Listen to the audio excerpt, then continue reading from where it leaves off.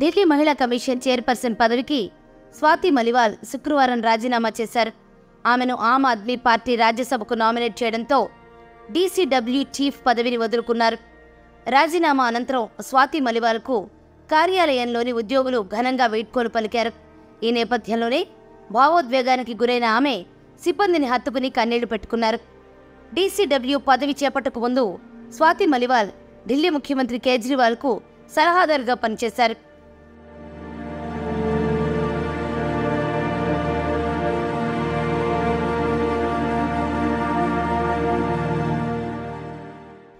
ఆప్ రాజకీయ వ్యవహారాల కమిటీ స్వాతి మలివాల్ను రాజ్యసభకు నామినేట్ చేసింది.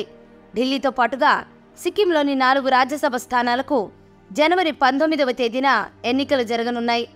ఢిల్లీలోని 3 రాజ్యసభ స్థానాలకు ఆప్ నేతలు సంజయ్ సింగ్, సుశీల్ కుమార్ గుప్తా, నారాయణ్ గుప్తా ప్రాతినిధ్యం వహిస్తున్నారు. వీరి పదవీ కాలం జనవరి 27తో ముగియనుంది.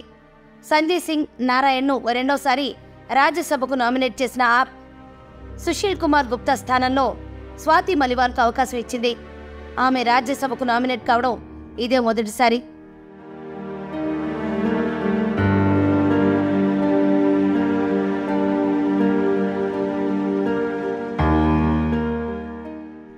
స్వాతి మలివాల్ చిన్న వయసులోనే ఢిల్లీ మహిళా కమిషన్ చీఫ్గా పదవి బాధ్యతలు స్వీకరించి ఎన్నో సవాళ్లను స్వీకరించారు.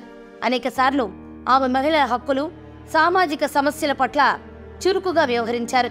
మహిళలపై హింసను ఎదుర్కోవడం సహా కఠినమైన చట్టాలు, లింగ సమానత్వం వంటి అంశాలపై ఆమె తన గళాన్ని ధైర్యంగా వినిపించారు. ఈ నేపథ్యంలో ఆమెకు అనేక వర్గాల నుంచి మద్దతు లభించింది. దీంతో ఆమె పెద్ద ఎత్తున అభిమానులను సంపాదించుకున్నారు. రాజ్యసభకు నామినేట్ కావడంతో ఇకపై తన గళాన్ని పార్లమెంటులో వినిపించనున్నారు.